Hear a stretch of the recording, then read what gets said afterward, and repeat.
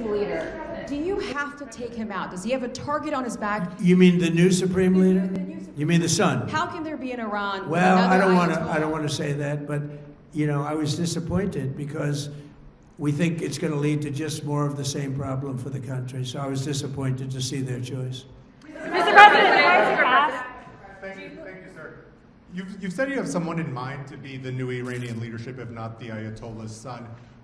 What are you looking for in that person? Are you looking at someone internal, given that you just said that their leadership has been? I like the idea of internal and eternal. Come to think of it, but I like the idea of internal because it works well. I mean, I think we've proven that so far in Venezuela. We have a woman, Delcy, who has been, president of the country, very respected, she's doing a great job, and it's, no disruption. We had, as you remember, Iraq, where everybody got fired. The military got fired, the police got fired, the politicians got fired. There was nobody. And you know what they turned into? ISIS. And we don't want that. We don't want that. So I would like to see people that are inside go. Now they talk about the son of the Shah. They talk about other people. But, hasn't been there in many, many years. We have a formula that's been very good so far, and I think it'll continue to be good. The relationship is extraordinary with Venezuela, smart country. We've taken out 100 million barrels of oil. It's right now in Houston being taken care of and made so beautiful. And you have to see this at work. They have, it's brought to the refineries. It's being refined in Houston, which is made exactly for that product. And so far, but it's 100 million barrels of oil, and now they have another 100 million barrels coming. And it's like a partnership. We're getting along so well with them. It's great for Venezuela, and it's great for the United States. Mr. President. Please, go ahead. Mr. President, you just suggested that Iran somehow got its hands on a tomahawk and bombed its own elementary school on the first day of the war. But you're the only person in your government saying this. Even your defense secretary wouldn't say that when he was asked, standing over your shoulder on your plane on Saturday. Why are you the only person saying this? Because I just don't know enough about it. I think it's something that I was told is under investigation. But tomahawks are used by others, as you know. Numerous other nations have tomahawks. They buy them from us. But I will certainly, whatever the report shows, I'm willing to live with that report. Mr. President.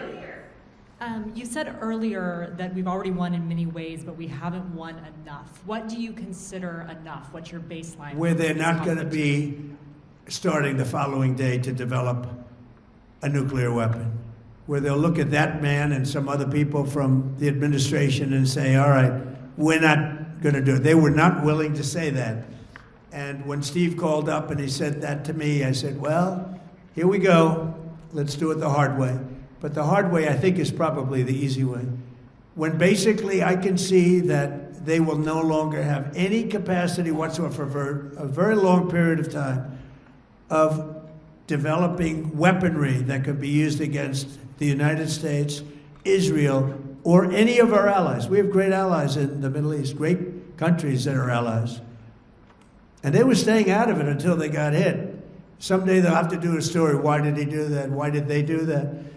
But they were going to hit them. If I didn't hit them first, they were going to hit our allies first. I believe, upon information and belief, but I believe that he was going to, they were going to take over the Middle East. They were looking to take over the Middle East. Now, had Operation Midnight Hammer not taken place, that was definite, because they would have had a nuclear weapon within a matter of weeks. But that took place. That was a setback. But look at the number of missiles they were able to buy and make over the last 6 months. And those missiles were aimed at various countries. And when you look at over 1,000 missiles shot at like UAE, they were looking to take over the Middle East. We got there first. Lucky. I'll tell you what, the Middle East and those countries, very rich countries, are very lucky that I was president instead of somebody else. Mr. President. Mr. President, are there any points of disagreement between yourself and your vice president when it comes to U.S. action in Iran? Iran? I don't think so, no. We get along very well on this. He was, I would say, philosophically a little bit different than me. I think he was maybe less enthusiastic about going, but he was quite enthusiastic. But I felt it was something we had to do. I didn't feel we had a choice. If we didn't do it, they would have done it to us. I felt, based on the negotiations that were being had by Steve Witkoff and Jared Kushner and Marco and Pete and everybody was involved, I felt that they were looking to tap us along before they hit, and I thought they were going to hit. And if they hit us first, that would have been a very bad thing. Mr. President. In the back, please, in the back. Yeah, Mr. President. Sir, you said you're considering seizing the Strait of Hormuz. Is there a timeline for that? About the strait, you mean? Yeah, Strait of Hormuz. Yeah, well, I want to keep it open. I want to keep it good. You know, it doesn't pertain to us so much as it does to China. We're really helping China here and other countries because they get a lot of their energy from the straits. But, hey, look, we have a good relationship with China. It's my honor to do it. Yeah. Mr. President.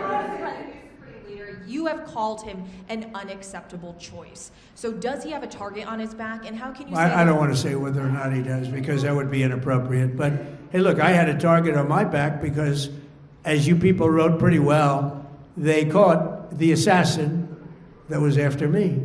So we just got them first. But they caught the assassin. They have him now in custody that was after me. So, you know, but people don't like to mention that, but they did catch him. And I'd like to congratulate our military, Secret Service, FBI, all of the people that worked on that, but they did. Yeah, please. Mr. President. No, go ahead, please. Thank you, Mr. President. You promised the Iranian people you would help them, but it sounds like you're willing to end this fight after your military objectives have wrapped up. Isn't that a betrayal of Will I help them? I'd like to, if they can behave, but they've been very menacing. You know, they're great people. They have an amazing population. It's amazing, smart, brilliant, energetic. They have a great, I'd love to help them, but they have to be in a system that allows them to be helped. And right now they're in a system that only allows failure. And I don't want that. And I want a system that's not going to be attacking us. We want a system that can lead to many years of peace. And if we can't have that, we might as well get it over with right now. Yeah, please. President, as of today, there have been 8 U.S. military fatalities associated with the war in Iran. How many American deaths are you willing to have in this war? Well, as I said before, when you have conflicts like this, you always have death. And I was at Dover yesterday. I met the parents, and they were unbelievable people. They were unbelievable people, but they all had one thing in common. They said to me one thing, every single one: finish the job, sir. Please finish the job. And I'll leave you at that. Thank you very much, everybody.